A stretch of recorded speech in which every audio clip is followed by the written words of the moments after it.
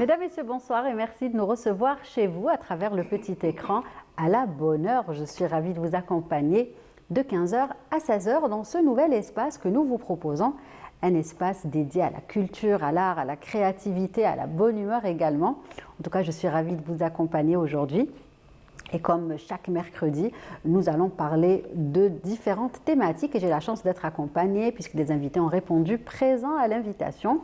Et pour aujourd'hui, nous allons commencer par un gros plan sur l'association de musique andalouse El Fakharjia qui est prévue dans cette émission. Depuis sa création en 1981, elle œuvre donc pour la promotion et la sauvegarde de la musique andalouse en proposant notamment des formations de qualité. Et bien pour en parler aujourd'hui, j'ai le plaisir et l'honneur de recevoir monsieur Yassine Farhawi qui est chef d'orchestre à l'association El Fakharjia. Et puis nous reviendrons sur deux événements qui ont marqué ce début du mois d'octobre. Le premier, le Salon international du tourisme d'Alger, le CITEV, qui offre à chaque fois l'opportunité de promouvoir la destination Algérie, d'autant plus qu'il coïncide avec le début de la saison touristique saharienne. Eh bien, nous parlerons de tout ça avec un spécialiste du tourisme, monsieur Mohamed Rozella. Et nous aurons aussi avec nous Selim Brahimi. Sera avec nous et avec lui nous allons parler du FIBDA, de cette dernière édition du Festival international de la bande dessinée, donc qui a justement attiré beaucoup de jeunes qui sont venus découvrir les nouveautés de cette nouvelle édition. Eh bien, nous allons en parler, nous parler de tout ce qui s'est passé pour faire plaisir bien évidemment aux amateurs de la bande dessinée. Voilà donc le programme de l'émission de cet après-midi. Mais avant de recevoir mes invités, une chanson, une petite pause musicale, donc toujours à travers laquelle nous pensons au peuple frère, le peuple palestinien. Et il s'agit de Zayd Abdallah qui nous interprète Shiddu Ba'dkum ya Ahl Filistin. Et on revient juste après, à tout de suite.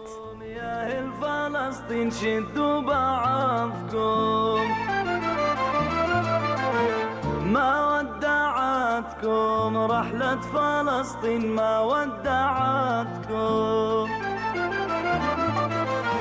عوارك صيني لاشتف بالحبر عوارك صيني يا فلسطيني علي جرالش يا فلسطيني شدوا بعضكم يا أهل فلسطين شدوا بعضكم ما ودعتكم رحلة فلسطين ما ودعتكم عوارك صيني لاشتف بالحبر عوارك صيني يا فلسطيني علي جرالش يا فلسطيني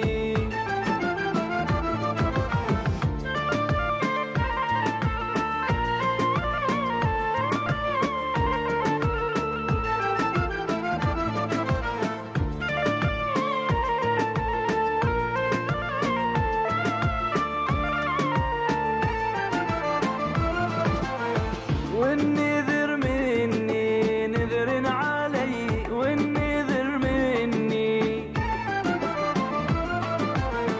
لارقص واغني بأرض فلسطين لارقص واغني والنذر شفته نذر علي والنذر شفته تراوج ما عفتوا يا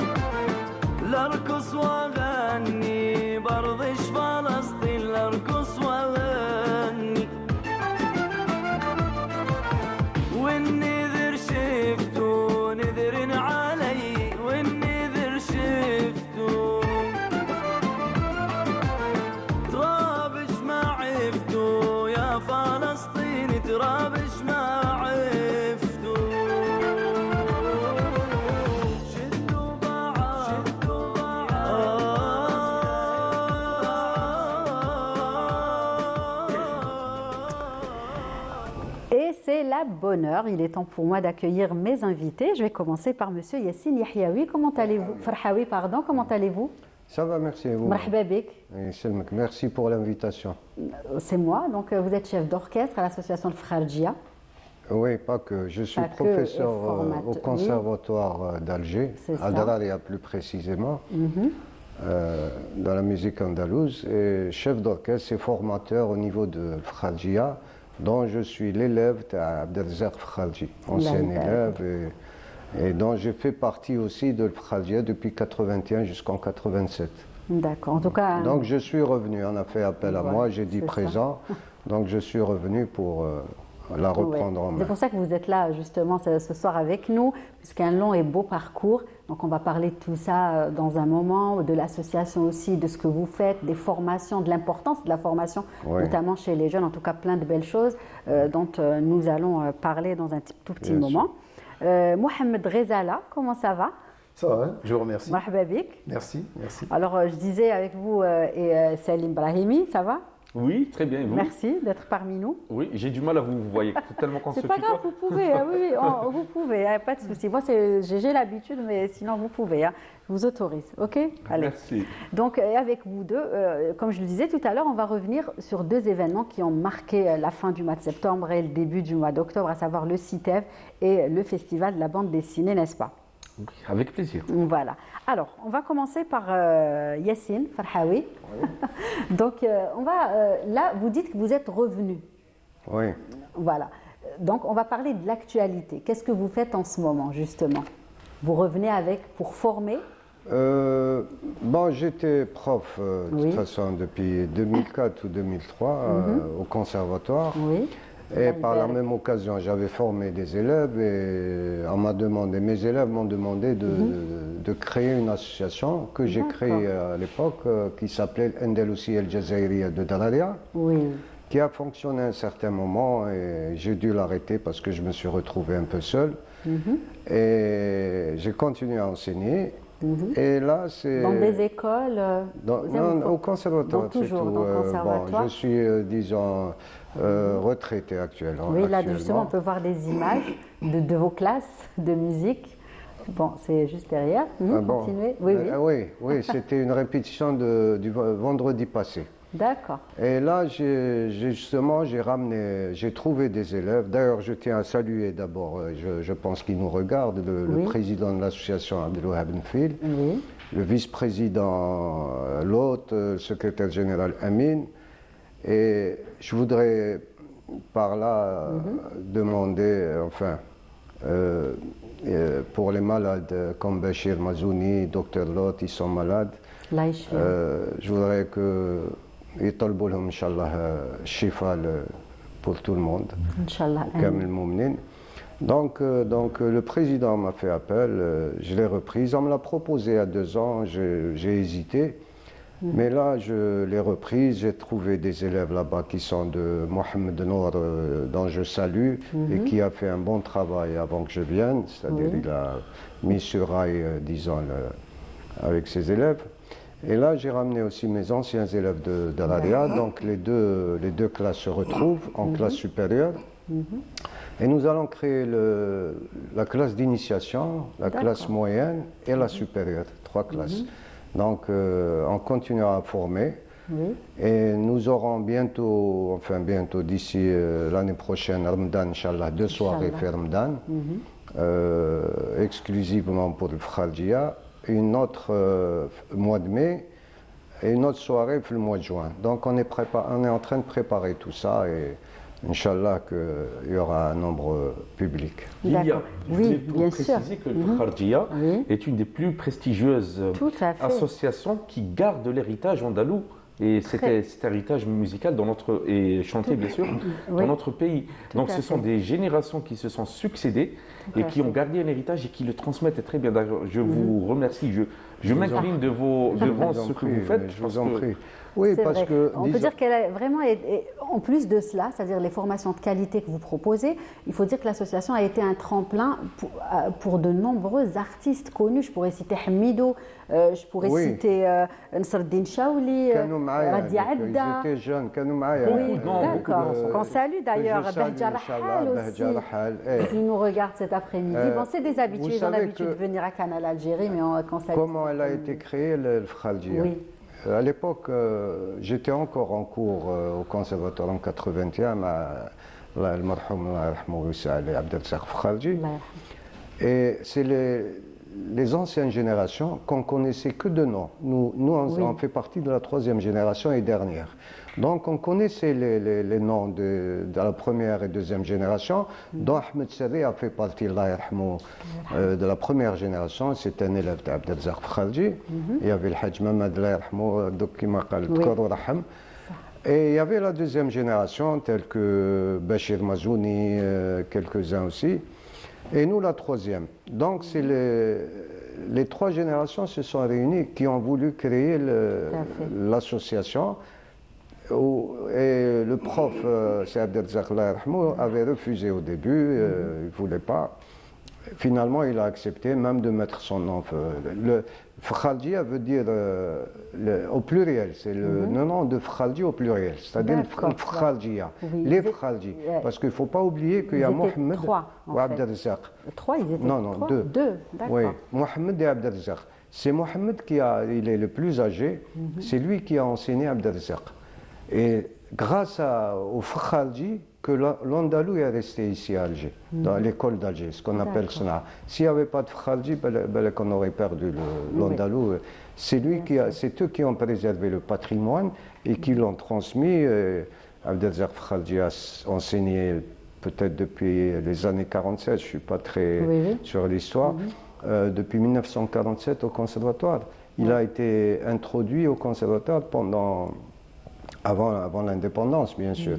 Et il a continué à former jusqu'en 81-82 au conservatoire. Le jour où il a D'accord, pris oui. sa retraite, 2 ans, 3 ans après, Daimler. Donc, il est descendu on est parti de la classe du conservatoire, on est descendu à l'Assemblée pour la création de l'Khaljia.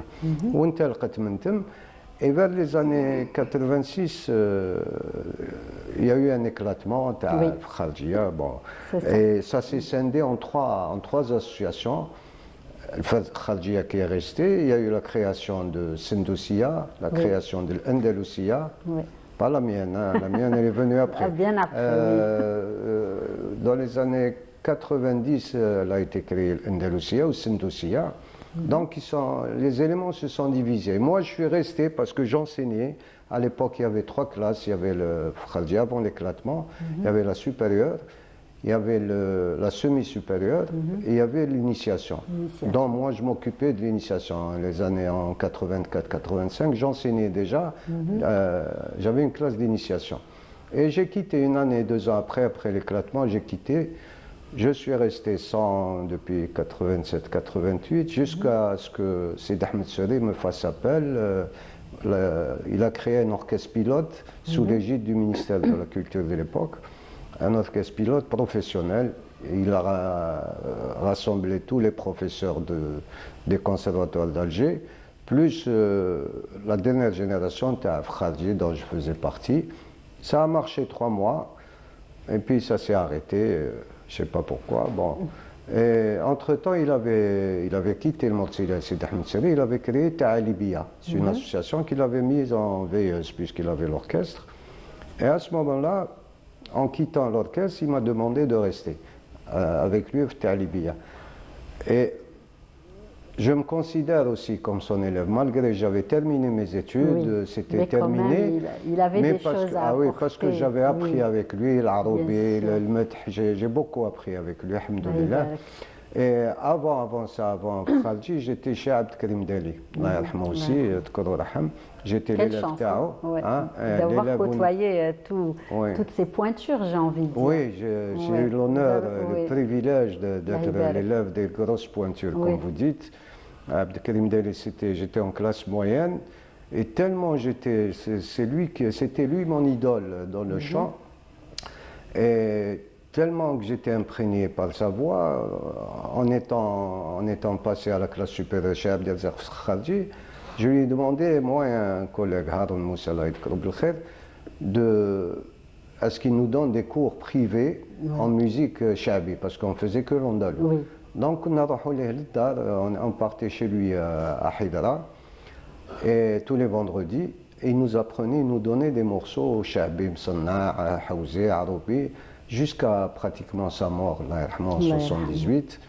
Et c'est comme ça que je suis resté un peu dans le giron, malgré que j'avais occupé des fonctions quand même de responsabilité, mais je n'ai jamais pu quitter l'Andalou. Quand on y goûte... Le terrain, on peut dire que c'est le terrain. Oui. Des fois on s'absente un moment et on revient. Et là, je me consacre pratiquement tout mon temps presque à l'art, à cet enseignement. Et à la formation aussi. Et à la formation, et justement, en parlant de formation, vous parliez tout à l'heure de classes d'initiation. Donc j'imagine que c'est des petites classes où des enfants quand même petits accèdent à la formation. Des grands. D'accord. Nous avons des médecins, des dames médecins. Donc en fait, on peut venir se former à n'importe quel âge, c'est ça? N'importe quel âge. La musique, il n'y a pas d'âge. Il suffit d'aimer. Oui, il suffit d'aimer. Et en aimant, ça vous donne la volonté de travailler. Donc, il y en a des adultes qui voulaient faire quand ils étaient enfants, ils n'ont pas eu l'occasion. Ils rattrapent après quelques temps, une fois qu'ils sont plus stables, Donc, j'ai des dames d'un certain âge. Et justement, est-ce qu'il est plus facile d'initier les plus jeunes ou les plus âgés à la musique? Comme tout, parce que les plus jeunes, ils ont une mémoire comme une éponge. D'accord. Ils prennent très vite, ils apprennent très vite. Les adultes, ils arrivent, mais ils ne retiennent pas à la langue, c'est-à-dire les morceaux que vous leur donnez, à la langue, ils ne les retiennent pas. Tandis que quand ils sont enfants, leur mémoire leur permet de retenir, d'emmagasiner toutes les informations. D'accord. Et puis, on parlait tout à l'heure des artistes connus qu'on voit qui se sont formés à l'association de Kharjia, mais vous formez aussi des instrumentistes, des choristes. On ne les voit pas, mais ils sont autant importants, n'est-ce pas? Leur présence est aussi très importante. On peut jouer, par exemple, quand on arrive à un certain niveau, ne pas jouer, par exemple, violon, comme moi, par exemple, je ne joue pas de violon, pas de piano. Par contre, je joue tous les instruments à cordes. Mais malgré ça, j'arrive à enseigner le violon et le piano au niveau des classes. Parce que, vu mon expérience, vu le passage que j'ai effectué chez les grands maîtres, qui jouaient le violon, certains jouaient violon, certains piano, sans jouer, j'ai appris comment pratiquer ces instruments. Donc je peux transmettre cette expérience aux élèves et former. J'ai formé des violonistes, des jeunes qui ont commencé avec des guitares. Ils sont passés au violon avec moi, au piano aussi. Il y en a qui ont fait partie de l'orchestre féminin, des filles qui sont passées en professionnel avec l'orchestre féminin. Donc, c'est ça la formation. Écoutez, on va continuer. Il faut préciser une chose, que le Kharjia, c'est une des grandes écoles, en tout cas de la Sanaa. Il y a trois grandes écoles de la musique dite classique algérienne qui nous est venue d'Andalousie. Et donc c'est l'Algérie qui est le phare, qui a gardé tout ça, cet héritage. Donc il y a à Tlemcen trois grandes écoles. Une à Tlemcen qui s'appelle le Gharnati, celle d'Alger qui est représentée par le Sanaa, et celle de l'Est de Constantine qui est le Malouf. Et donc, donc toute la région, pas que Alger d'ailleurs, toute la région de l'Algérois s'inspire de cet héritage. On le trouve même, heureusement qu'il y a, même à l'intérieur du pays, si vous allez vraiment à l'intérieur, il y a des associations de musique. À Médéa, je pense. Mais plus loin, à Chlef, à Tizi, à Biskra, à Biskra, un peu partout. Ça s'est propagé, et c'est ça le but. Comme vous avez dit, avant, il y avait, je crois, deux associations, le Motsilia et le Fenoul Edb. Et puis il y a eu le Kharjia Mais le Fkhaldia a fait un grand boom. Oui. C'est là où la musique andalouse, où les associations, disons, comment dire, se sont inspirées. Non, c'est-à-dire l'éclosion des associations. Oui, c'est à partir de l'Fkhaldia qu'il y a eu, comme j'ai dit tout à l'heure, les deux associations qui sont issues de l'Fkhaldia. Et ces associations-là, qui sont issues de l'Fkhaldia, ont créé aussi d'autres associations. C'est-à-dire, c'est comme vous dites, les arrière-petits-enfants de Fkhalji, qui ont créé des associations. C'est pour ça que ça s'est propagé. Avant, il y avait Fkhaldia, puis il y avait Sindoussia, Andalousia, et puis il y a eu les autres. Il y a eu beaucoup d'autres. Très bien. Mais écoutez, nous allons continuer d'en parler, Salim. Mais juste avant, je vous propose d'apprécier justement un petit extrait que l'équipe a sélectionné ou interprété par les membres de l'association de Fkhalgia. Allez, à vous l'équipe, en régie.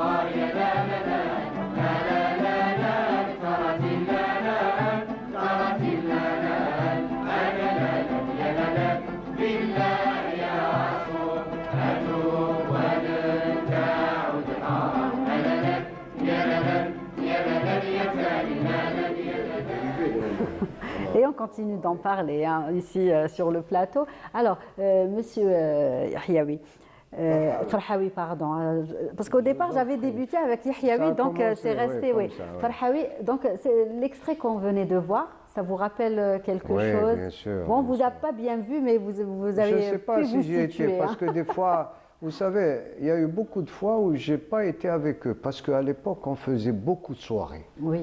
Et moi, j'enseignais en même temps à l'orchestre supérieur. Des fois, quand j'en ai marre, on dit, je ne viens pas. Je n'assiste pas, je dis, la salle, je chauffe. Tellement il y avait trop de soirées, ça a causé trop de pression.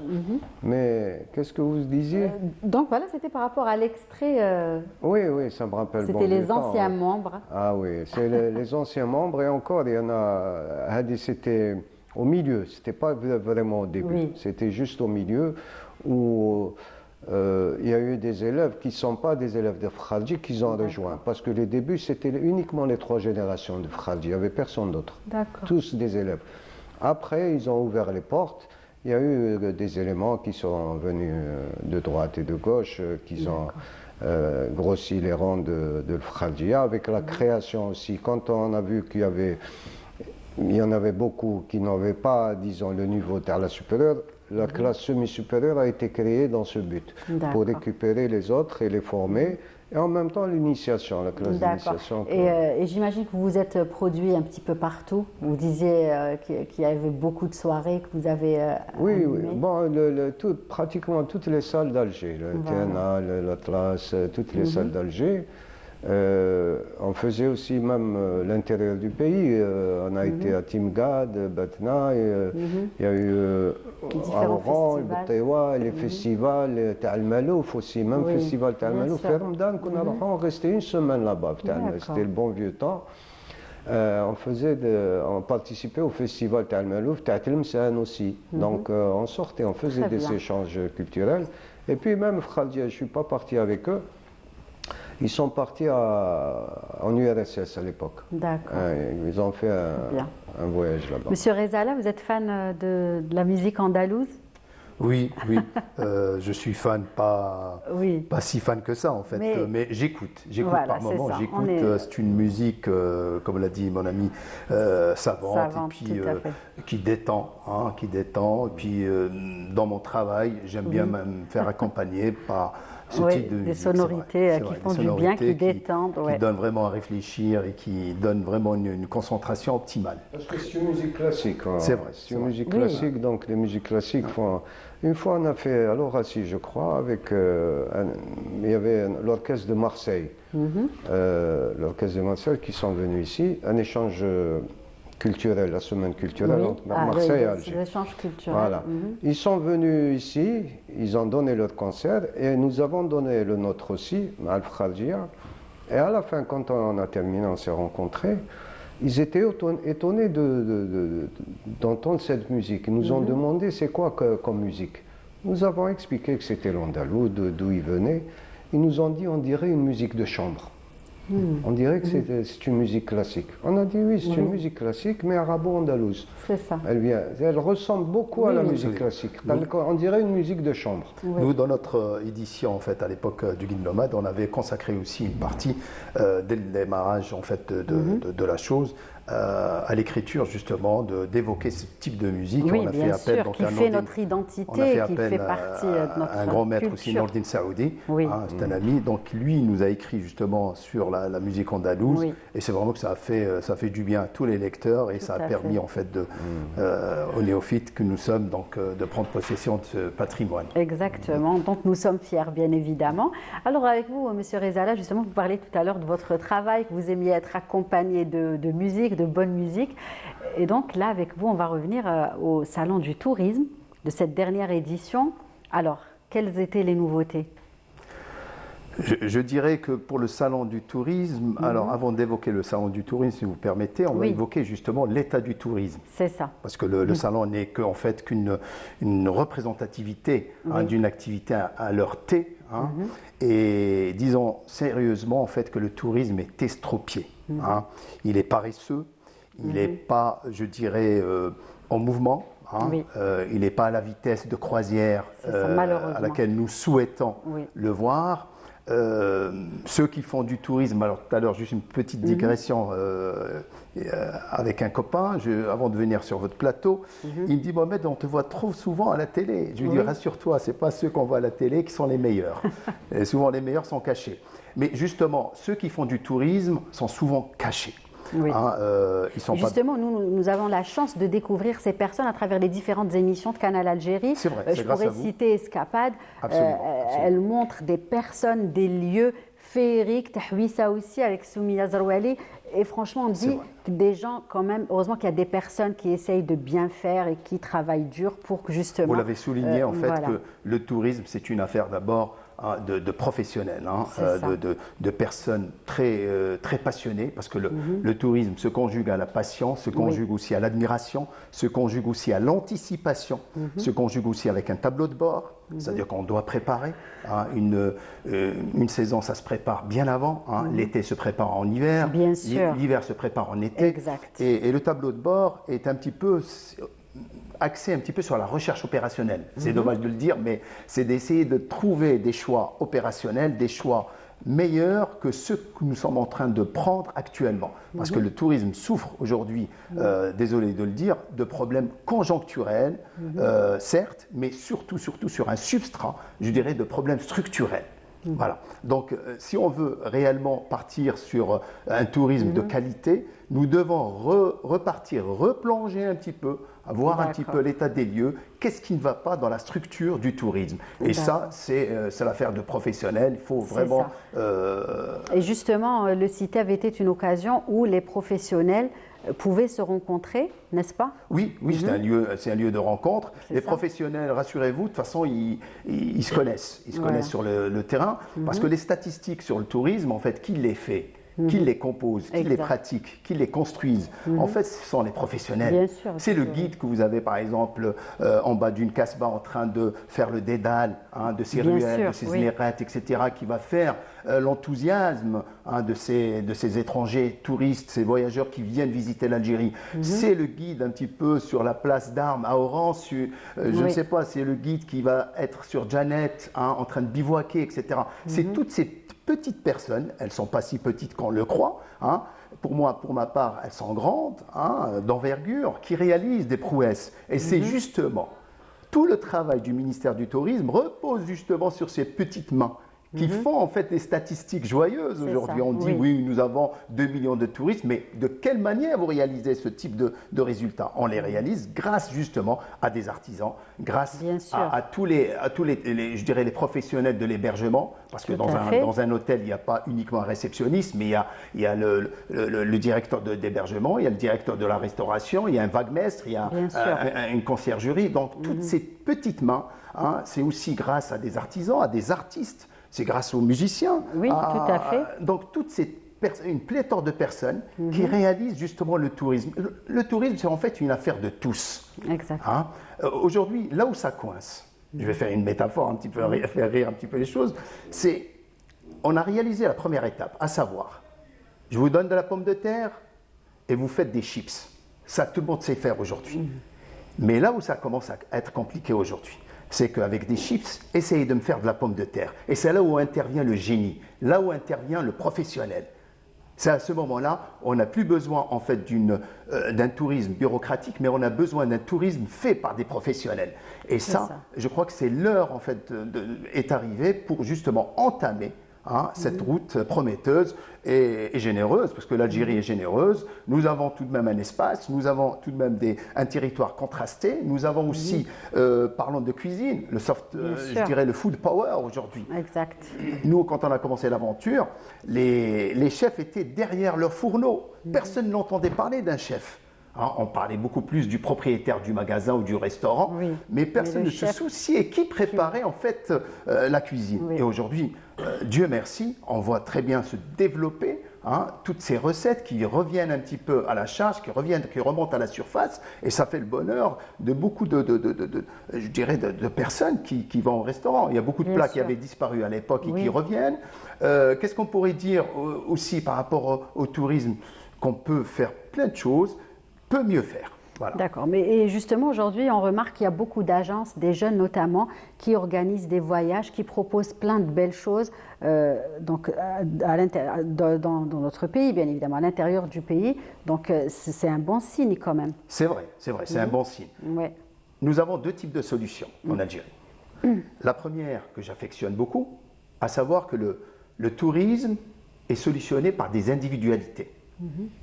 c'est souvent ce que vous venez d'évoquer, une agence de voyage, de petites personnes qui montent leur galerie, leur itinéraire, qui proposent ça aux touristes, ils les font venir, ça c'est une chose.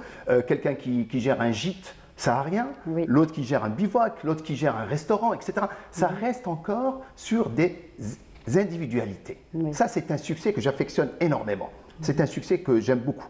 Par contre, la grande majorité, où on prétend faire du succès et de la réussite, c'est en fait un succès qui est beaucoup plus sur un rapport entre la médiocrité des idées de certains entrepreneurs avec la médiocrité d'un certain public qui accepte justement de penser que c'est ça le tourisme. Et ça, c'est réellement relayé parfois par des réseaux, relayés, etc.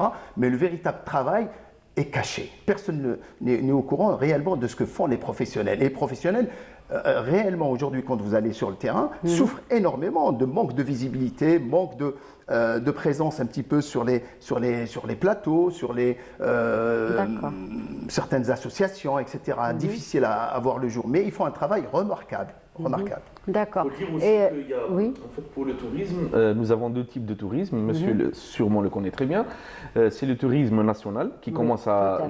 Je vois des bus qui sont pleins de personnes, de familles qui partent, qui visitent d'autres régions. Il y a aussi le tourisme de gens qui nous viennent d'autres pays et que l'État a facilité par l'obtention de visas à l'aéroport. Surtout vers les destinations du sud du pays. Justement. Donc ça bien sûr, il faut faire plus, mais ça ne peut qu'aider au développement du tourisme dans notre pays. C'est un bon point, on va dire. Vrai, nous sommes confrontés aussi à une nouvelle ère, parce que l'ère où on voyait arriver par exemple des flottes et des vols à bon marché en low cost, etc. C'est fini, dans quelques temps c'est fini. On ne verra plus du monde comme ça passer d'un continent à un autre. Pourquoi? Parce qu'il y a tout simplement un optimisme ou contrainte, à savoir la contrainte, tout simplement l'économie d'énergie. Nous sommes quand même dans une pénurie d'énergie où faire venir un vol de 747, etc. toutes les minutes, ça sera fini avec ça.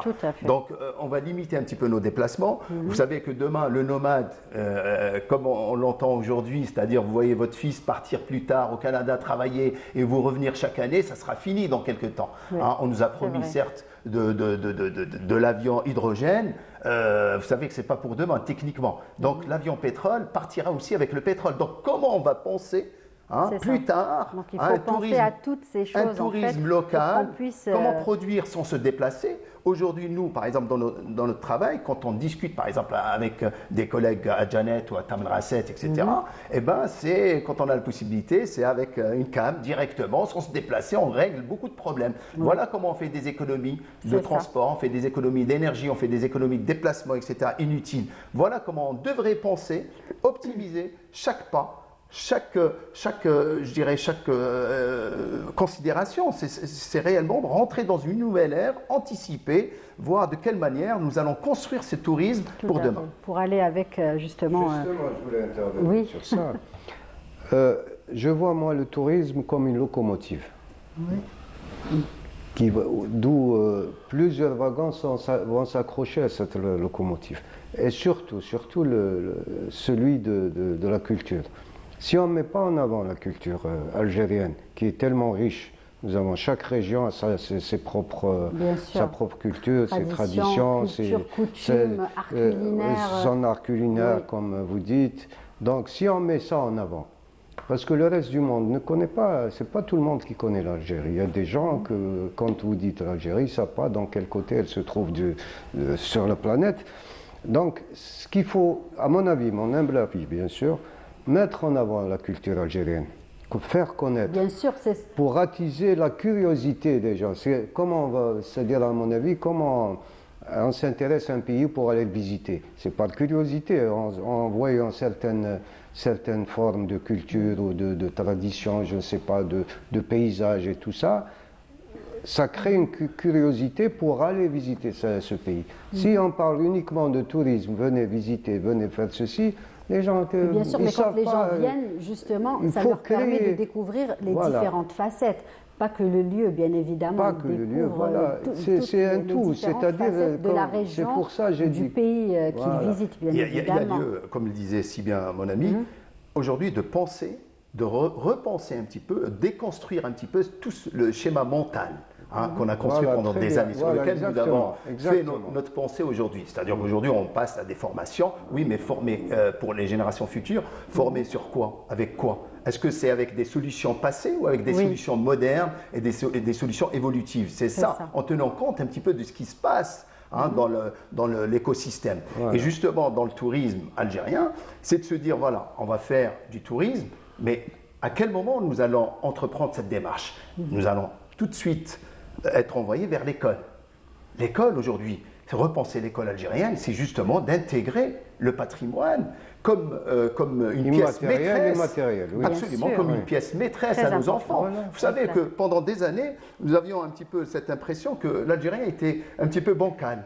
Il nous manquait quelque chose. Et c'est justement cette profondeur. Plus tard, j'ai appris qu'en fait, ce qui me manquait, c'était cette profondeur antique, cette profondeur historique. Un petit peu parler, par exemple, me parler du roi Massinissa, moi ça me faisait chaud au cœur. Parler de son petit-fils Jugurtha, ça me faisait chaud au cœur. C'est quand même, ils avaient un rôle à jouer dans la Méditerranée. Et toute cette partie antique qui a été complètement a été complètement occultée. Et attendez, le tourisme, vous venez de le dire, mais il va venir faire quoi en Algérie? Est-ce qu'il va venir dans un hôtel 5 étoiles ou justement profiter de ce que vous allez construire dans des écoles 5 étoiles? C'est ça l'intérêt. Heureusement qu'il y a le choix maintenant. Les gens se lancent justement dans les maisons d'hôtes, l'hébergement. Et il y a de très beaux endroits. Vraiment, il y a de très beaux endroits. Monsieur Farhawi, allez, vous allez nous jouer un peu. On vous a oublié. Aujourd'hui, on a oublié l'instrument. Même moi, je l'ai oublié. La discussion, elle est tellement... Allez, un petit morceau. Et on va continuer d'en parler, bien évidemment, du tourisme et du FIBDA, surtout avec vous, Salim.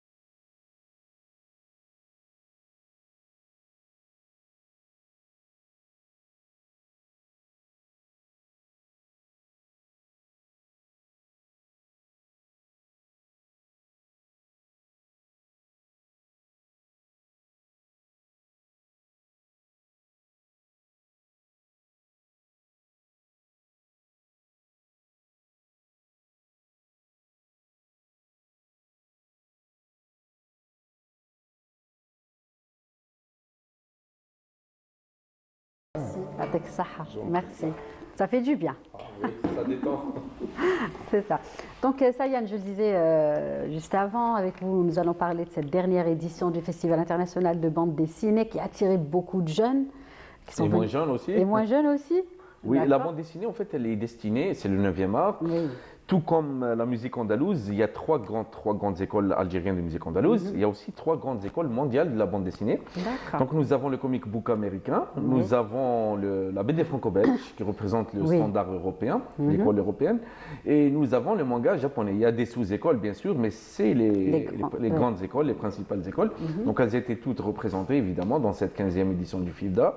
Nous avons eu des stars mondiales qui travaillaient dans des studios prestigieux, DC Comics, Marvel. Exact. Notamment celle qui a dessiné Black Panther. Pas que, elle a dessiné Black Panther, elle a dessiné Wonder Woman, elle a dessiné X-Men, elle a dessiné plein de licences, Iron Man, et donc toutes les, en fait, beaucoup de licences, que ce soit Marvel ou DC, qu'on voit en film maintenant avec des blockbusters, elle est derrière, en tout cas. Elle, Alita Martinez, on parle d'Alita, on parle de Sean Martin Brooke aussi, qui a dessiné Batman. Maintenant, il s'est lancé dans la nouvelle série de Batman. Et on a Sarah Woolley Gomez, elle, qu'est-ce qu'elle a fait? Elle a fait la colorisation d'une des licences de Wonder Woman, mais elle a fait surtout pour National Geographic, sa dernière BD, comics en tout cas, book s'intitule Pirates Queens, les reines pirates. Et une de ses héroïnes s'appelle Al-Hurra.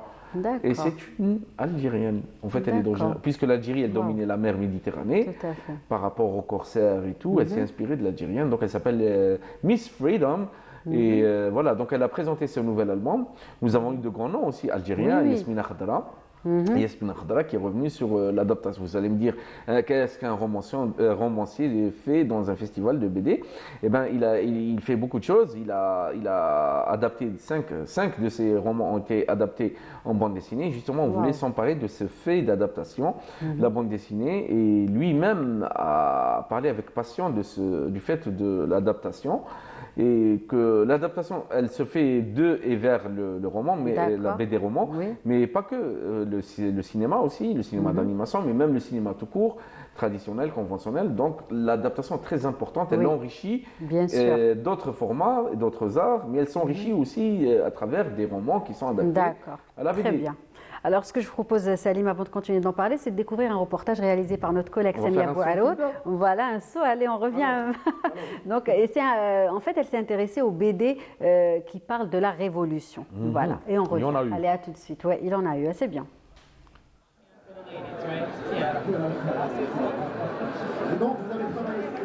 La bande dessinée rend l'histoire de la Révolution accessible aux jeunes à travers un nombre important d'éditions, à l'exemple de l'histoire du Petit Omar, ce héros de la bataille d'Alger, raconté en bande dessinée en noir et blanc par Ben Youssef Abbas Kbir.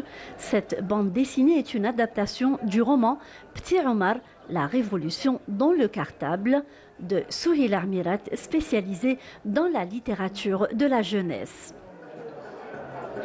Cette jeune génération doit connaître son passé, doit savoir que la liberté, la liberté qu'on est en train qu'elle est en train de savourer et tout, elle a son pesant d'or, elle a son prix. Et donc, il y a des hommes, il y a des femmes, il y a des enfants qui sont morts pour ce pays. Et donc, nous devons combattre l'oubli. Nous devons à chaque fois, à chaque occasion, parler d'eux et les ressusciter. En fait, ils ne sont pas morts, ils sont dans nos cœurs. Une BD, elle est facile à lire, à visualiser, voilà. Il y a des illustrations, il y a un scénario qu'il faut lire, elle est facile ça veut dire ils peuvent s'imprégner facilement. La révolution algérienne dans la bande dessinée, une nouvelle voie et une nouvelle forme d'expression pour permettre à la nouvelle génération de connaître son histoire et le sacrifice des chouhada à travers des bulles et des personnages dessinés comme le 17 octobre 1961, l'émir Abdelkader, des titres parmi tant d'autres proposés lors du Festival international de la BD à Alger. Là, on a plusieurs bandes dessinées. Donc là, le thème, c'est historique. Donc vous avez la bande dessinée historique et la guerre d'Algérie en bande dessinée. Donc la bande dessinée, en général, on veut bien transmettre le message et pour la jeunesse, la nouvelle génération, avec une bande dessinée. Donc c'est très facile à comprendre, avec tous les couleurs, voilà. Donc c'est très facile à comprendre. C'est un grand shahid, premier ambassadeur du GPRA, qui est mort en 1960. Donc on peut dire premier ambassadeur shahid. On l'a fait ici surtout pour les gosses. C'est vrai que les gosses, ils ne peuvent pas lire un livre aussi gros, même que ce soit en arabe, en anglais ou en français. Ils ne peuvent pas le lire. Mais en bande dessinée, ils sont aptés. Ils sont captés pour la... C'est très bien et je félicite Et j'encourage tous les bédéistes qui font, surtout les chouhada et toutes les shahidettes qu'on a en Algérie. Une série d'éditeurs algériens et de professionnels du 9e art ont présenté des expériences de narration dessinées à l'exemple de Mahrez, un jeune bédéiste lauréat du premier prix lors d'un concours de la BD. C'est mon premier album, Rigor, un espion à Alger. J'ai participé à un concours, c'est une histoire très unique. J'ai participé à un concours organisé par la FIBDA en collaboration avec l'ambassade de Pologne en 2019 et j'ai eu le premier prix. C'est comme ça que cette BD elle existe, voilà. Identité et histoire dans la bande dessinée algérienne, une nouvelle forme d'expression pour préserver notre passé glorieux. Franchement, c'est super. Oui, n'est-ce pas, la nouvelle génération non seulement s'inspire de ce passé glorieux qu'a édifié nos aïeux, mais seulement, bien sûr, de la guerre de libération, mais même avant. Même avant, c'est la préhistoire, l'histoire. Et on a eu une série de bandes dessinées qui ont été écrites par Madame Mamria Zoubida, que vous connaissez, j'imagine. Donc, elle parlait de préhistoire et d'histoire. On a eu chez les éditions Casa une série de Tarikh Sharit al-Marsoum Jazairi, Tarikh al-Jazair, l'histoire de l'Algérie, à travers les âges.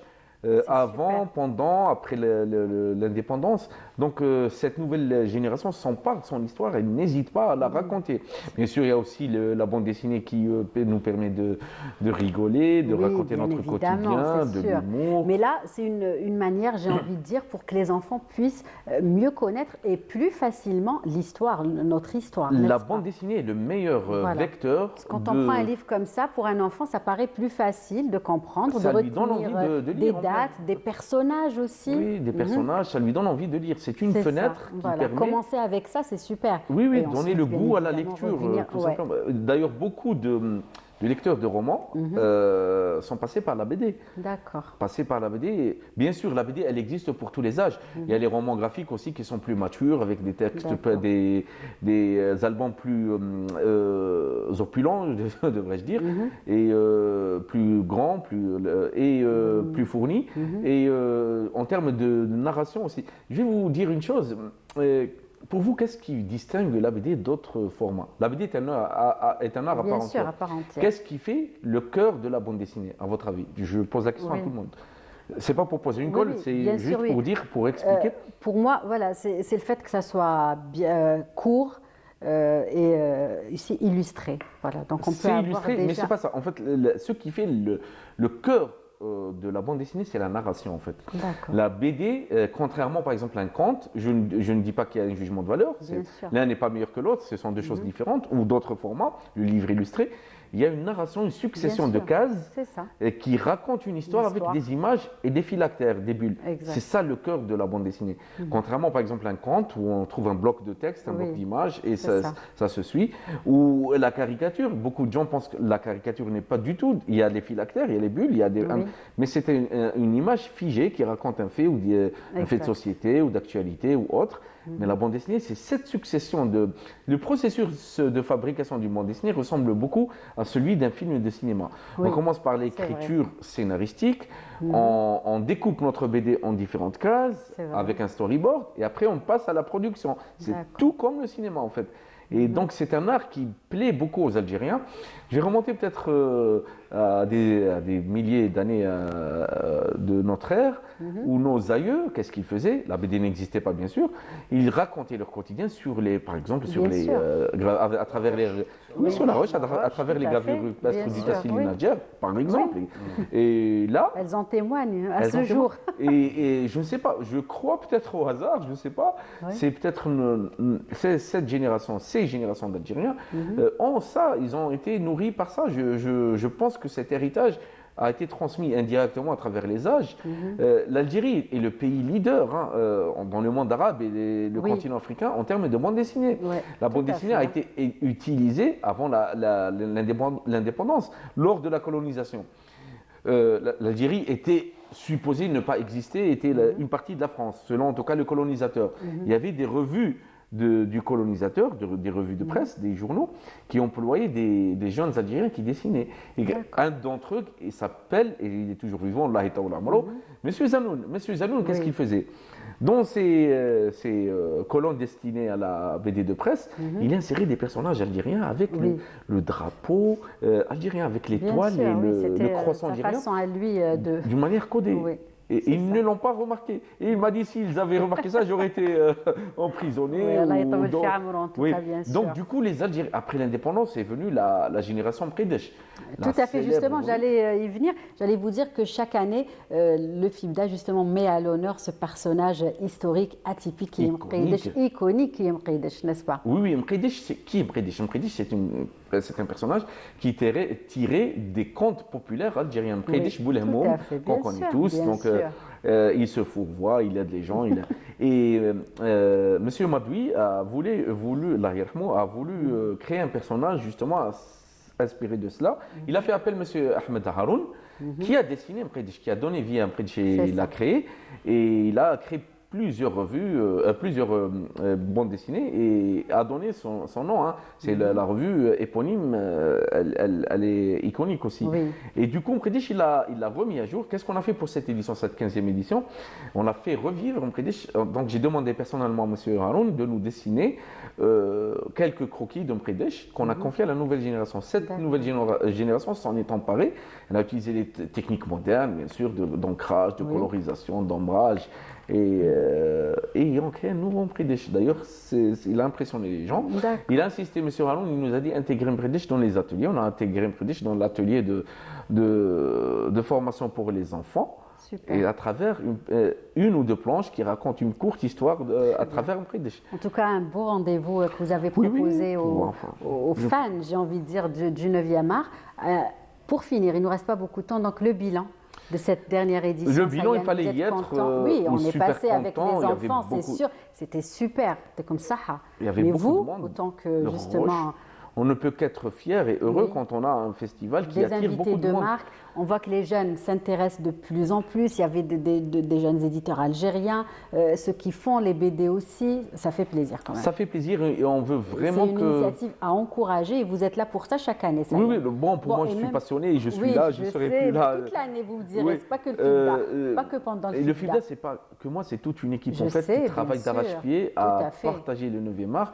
Donc, ce que je veux dire aux lauréats et même ceux qui n'ont pas eu la chance de gagner, continuez à faire de la BD à côté de vos études, bien sûr. Il faut terminer ses études. Voilà, c'est important. Merci. Bienvenue à tous au FIBDA. Vous serez toujours le bienvenu pour nous parler de 9e art et de BD. C'est un plaisir. Monsieur Rezala, oui, allez-y. Il faut accrocher à la locomotive du tourisme. La BD. De toutes les façons, le FIBDA, c'est devenu un rendez-vous incontournable. Il On faut en parle au monde entier. C'est-à-dire exporter à travers la BD l'histoire de l'Algérie, les coutumes en même temps, et l'exporter pour mieux s'imprégner, pour qu'il soit créé une curiosité. Très bien, en tout cas, à travers la BD. Je vous le confirme.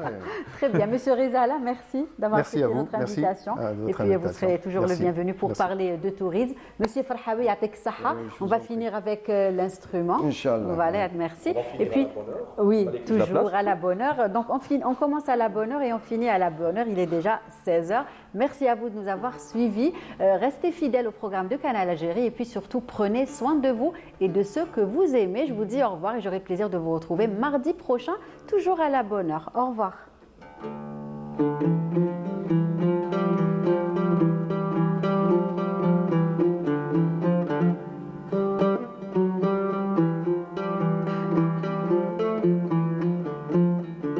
محبوبي طال جفاه محبوبي طال جفاه يا والفتاج الباين لاش حبيبك تنساه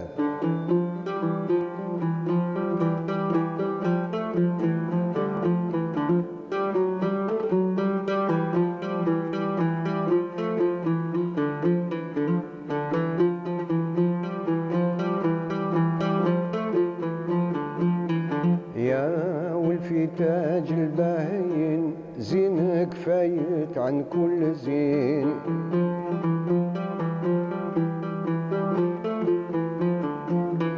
البنات مشاو مسلمين الزينك يا مباه الزينك يا مباه لخدودك ورود الفاتحين ورد مرشش بنداه يا والفي تاج الباهين لاش حبيبك تنساه ريمون رامتني شغيفت بها